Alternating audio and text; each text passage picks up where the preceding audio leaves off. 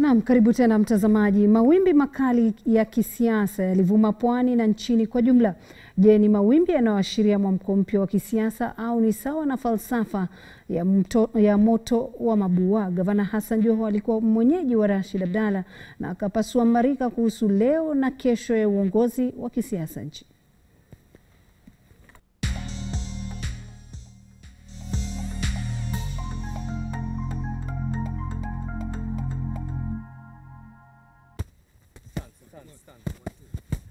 Rashid, ufanya raundi moja bro. Lazima upige tena moja ya mwisho. Ama hakuna kuongea hapa. Pamekuwa na picha mitandaoni ndio kusema mbona Gavana Joho amepunguza kwa kiasi kubwa. Gavana wasiwasi yako sawa, yuko sawa. Yale ni matunda ya mazoezi na kula vyema. Kula vyema ni muhimu kwa sababu kama sasa mimi nimewacha mambo mengi ambayo yalikuwa ni kila tu kiolela. Na nimeona niweke hiyo nidhamu ya kupunguza vyakula ambavyo si vya msingi. Baada ya kura, matokeo ya kura kutangazwa, gavana hujazungumza, hujasema kitu tu. Hiyo ndio siasa mimi ambayo nimejifunza kwamba dwell on the past. Huwezi kurudi nyuma ukashikilia mahali pamoja kama ndio mazungumzo ya kila siku. Siasa vile ninavyotakaniwa inaenda na ni competition, mnashindana. Wakati mashindano yakiisha, kama kura napigwa saa 12 mpaka saa 11. Saa 11 ikifungwa, ile conversation ya kura inaisha hapo sasa. Ndio wale ambao wanahoji kwamba labda hii ni pigo kwa Gavana Joho. Let me tell you something. Winning and losing is what makes us human beings. That you must know. The mightiest of all. Wewe kama ni Muislamu, unajua your prophet went to battles and lost some of them. So that doesn't change kwamba yeye si mtume tena. Kwa yaliyofanyika juzi na jana, kimtazamo wako, unadhani itafika siku wa pwani na wa viongozi waliopo kwa sasa mkawa na sauti moja kama jina? Itafika. Na hii ni siasa. Siasa ina matarajio mengi kwamba mtapishana kimaneno, kimawazo, kihikma. But that doesn't mean we don't have a goal as a people. We have already started talking. Tutafanya vipi tupate umoja wa jimbo la Pwani. Mungu akijalia tunakwenda mkondo wa lala salama. Ndio siasa inaanza. Kulala salama vipi? Tuanze sasa. Siasa la salama nako tunajua kwamba ni itakuwa ni kuna ile mpasua mgongo sijui tu nini. Mpasua mbarika. Mpasua mbarika. Hii safari ndio inaanza sasa. Hapo nyuma tulikuwa tunajifunza, tunajipanga. How do we get into a bigger fight? Na sasa safari inaanza ndugu yangu. Nataka hapa tushikilie tufafanulie vizuri. Unasema kwamba uko unajifunza na tunajua wazi kwamba umebakia mwaka mmoja Mungu akishajalia. Haya ya kwetu tumebobea. Haya ya kwetu ya ugavana, local politics tumebobea. Kazi tumeifanya na kazi itaendelea kufanywa. We had a plan and we've implemented probably by now 90% of our plan. Tutarajie Joho katika ramani ya kitaifa tunapokuwa tunaendelea. Pakubwa sana. Whoever imagines atatengeneza serikali ama anapanga kuunda serikali na sahau kama watu wa pwani wako, yoota huyo ndoto ya mchana.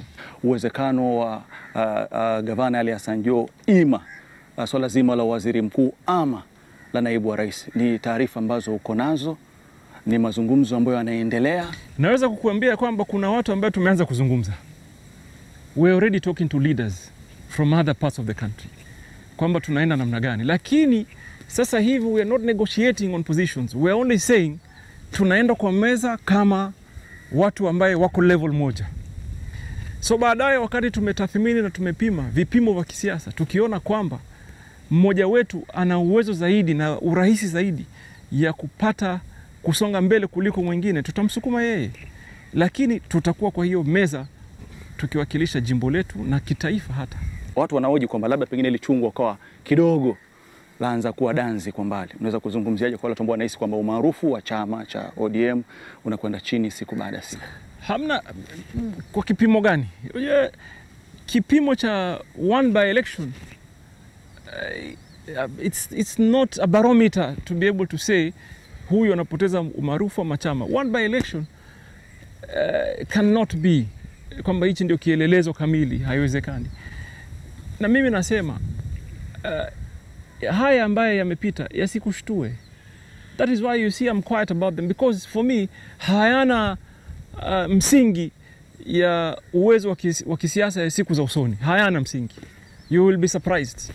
Hoja ya wengi ni kwamba swala la BBI lisukumwe, na hoja wa baadhi ni kwamba labda tusubiri wakati sio bora kwa sasa, manake nchi na changamoto chungu nzima. We need to open up BBI and have a very candid and meaningful conversation.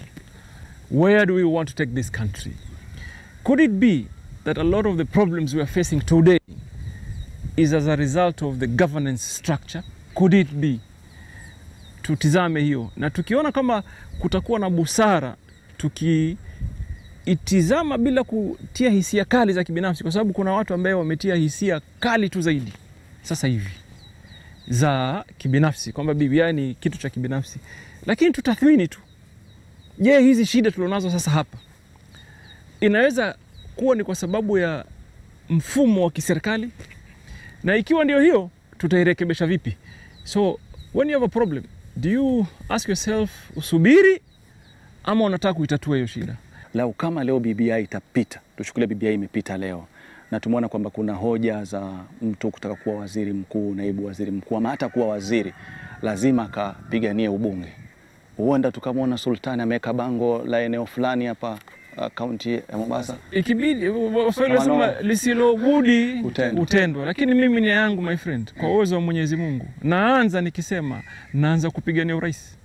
Naanza pale juu. Kama tu negotiate now, like I said, the like-minded leaders that will come. Everybody wants to be president. But at some point people will sacrifice and commit to the cause. So Waswahili wanasema lisilobudi utendwa. Lisilobudi ubidi. Lisilobudi ubidi. Na kama ni ubunge, kuna marafiki zenu wengine waambie wajipange. Vumbi laja si la kawaida. Lakini hujachagua utakuwa unaelekea wapi? Nina kama fununu tu, lakini bado kidogo. The good thing is Mombasa, I think I can run in any constituency because I have led the entire county. Nafikiri hiyo ndio round 1 ambayo Gavana Joho amesema kwamba hile haikuwa knockout kisiasa na haiwezi kuwa knockout ya kisiasa. There has never been a time when there was a knockout in politics. Hakuna. Hatakuwa sasa. Whoever imagines amepiga knockout, yoota. Tena watamchana huyo. Ajipange, mwambie tena ajipange vizuri tu sana. Kwa sababu the future will surprise them. Tumeona mabadiliko wameweza kuyafanya katika hospitali kuu ile ya Makadara na hospitali nyinginezo wameweza kutengeza katika wodi tofauti. Huduma ya afya Mombasa imeendelea juu sana. Mombasa inapeana huduma ambazo sasa zamani huwezi pata hapa. Kwa mfano, tumefanya open heart surgeries here. Sasa tulikuwa tunaanza kidney transplant. Slow down a little bit. We are opening radiotherapy, so that people suffering from saratani ama cancer, they do not have, haina haja tena kusafiri kwenda kwingine. Tumeleta state of the art cath lab, mambo ya moyo yani na neuroscience, huna haja ya kusafiri. We wanted to bring it here so that ikufikie karibu, ndio watu wasipate maradhi ambayo hawezi kutibiwa mpaka wasafiri waende India na wapi. Tuje na swali zima la SGR. Sultan amenyamazishwa au Sultan amenyamaza? Wakati tulipiga kelele, alafu ikaja handshake. Before handshake ilianza, sisi kama county ya Mombasa, mimi mwenyewe nilicommission kitu inaitwa Social Economic Impact Assessment on SGR, so that we have detail or numbers of what it entails, hasara, mipango, na ikiwa itaendelea ni mipango gani yanaweza kuwekwa kabambe ili ikushon biashara za mtu wa pwani. So wakati tuliitwa sasa na mazungumzo, kwa sababu huu mkutano uliongozwa na rais. Rais alikuwa amekaa hapa na wajumbe wengi tu wa pwani na magavana. We tabled that report. Tukasema hii report tumefanya utafiti. Na hasara yake, mali ikiwa itaondoka iende na SGR vile walikuwa wanataka pale awali, ingetuathiri kiasi gani kama jimbo la Pwani. It is on that basis rais akatoa amri kwamba ile decision iwe rescinded. Maana kuna baadhi tu ya Pwani wanasema kwamba Sultani alikuwa anazungumza vizuri, kama amenyamaza lazima kuna kitu ambacho kimemfaidisha yeye mwenyewe kama kitu ambaye mtu anafaa afahamu. SGR ukipakia hamna namna mtu kibinafsi ataweza kufaidika. Kivipi? Unapakia container, unalipa Kenya Railways. How can anyone benefit? Hii ni kasumba ambaye imeletwa tu kwa sababu ya watu binafsi ambaye they felt walipoteza nafasi wakati there was the real struggle. Leadership, again, is when you're forced to make hard decisions. And when you can negotiate, I don't have to be in the platform every day speaking at people when I can have an opportunity to speak with them and make a difference. So that is what happened. We negotiated, we agreed.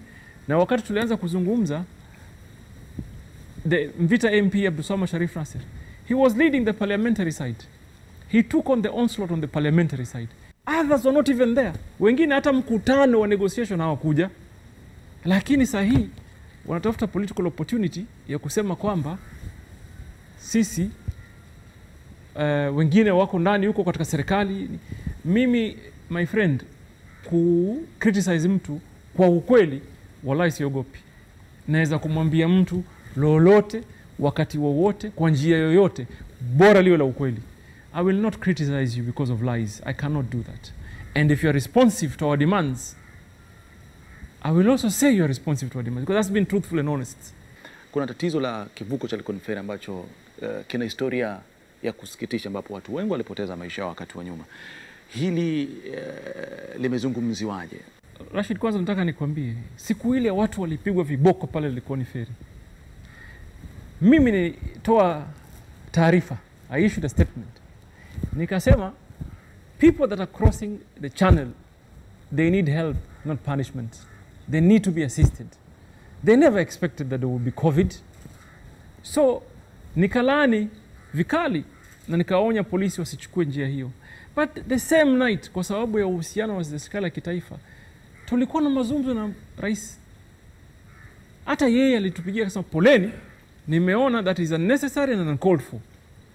The following morning we had a conference call. Even Mishi as the MP for Likoni was involved in the conversation. That is the discussion ambayo ilizaa ile daraja ya kuelea ya wananchi kuvuka.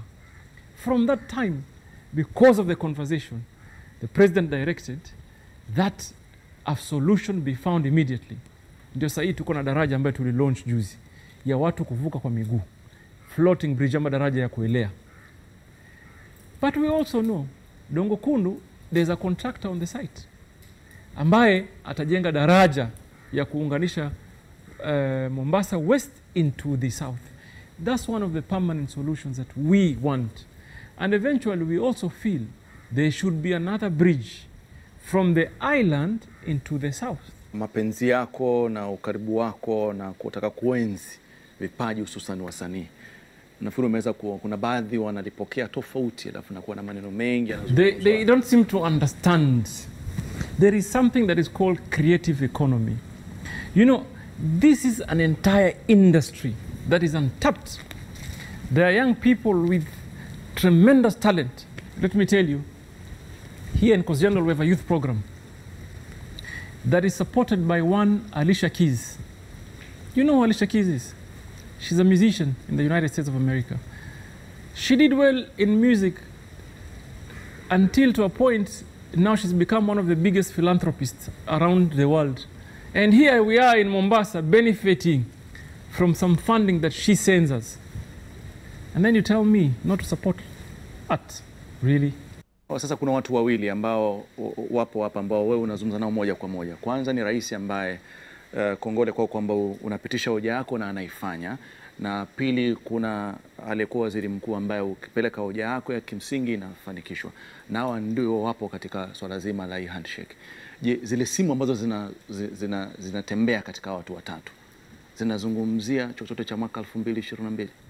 Kwa sasa hamna ya kibinafsi, lakini I can tell you tumewahi kuzungumza mwaka 2022 wamenieleza wazi wazi kwamba tunataka tukifika 2022 kuwe na uchaguzi that will be uncontested.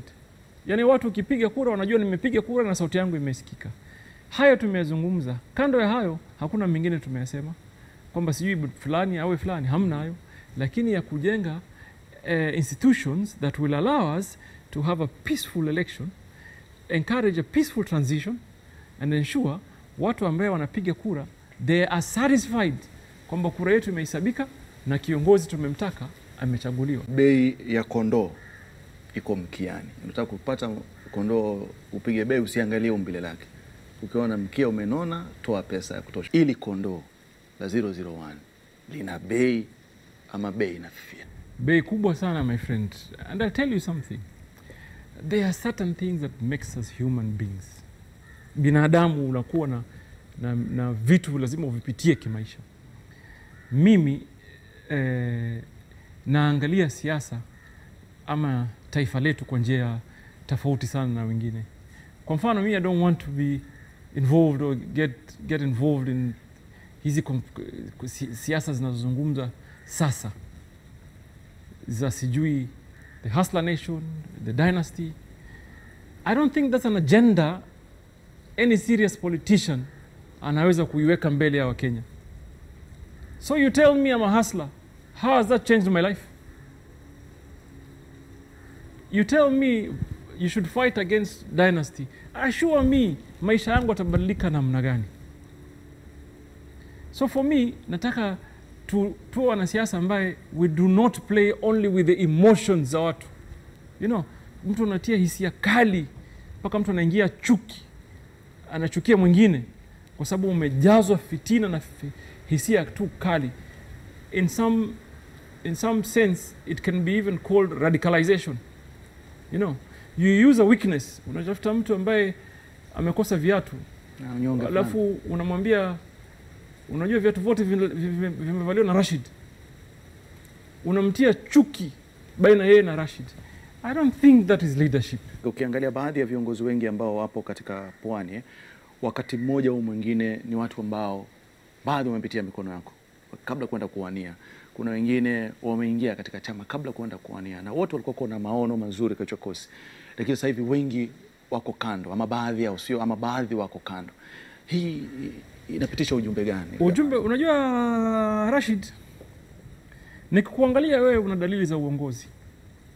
Na nakuombea inshallah siku moja utakuwa kiongozi. But let me remind you, uongozi una temptations nyingi sana. Temptations za hali ya juu ziko katika uongozi. Utakuta wewe sasa hivi kama Rashid, kwa watu wengine hauna umuhimu. But the day you are elected to a position, kuna watu watakuleta karibu na watakufanya ujione muhimu tu sana kupindukia. So for me, whether I support you or whether I work with you to be a leader like me, there are certain expectations nataraji wewe mwenyewe paka uzifikirie na uzitathmini. But I know for a fact, kuna watu they get excited kwamba wanapigiwa simu tu. Kwa mfano, I can tell you there are people who tell me they are in the hustler nation because the deputy president calls them directly. And they're excited about those things. They never talk about the content of the conversation, but they only tell us, jamani nipigia simu bana, mimi mwenyewe. So how does that change the lives of the people you lead?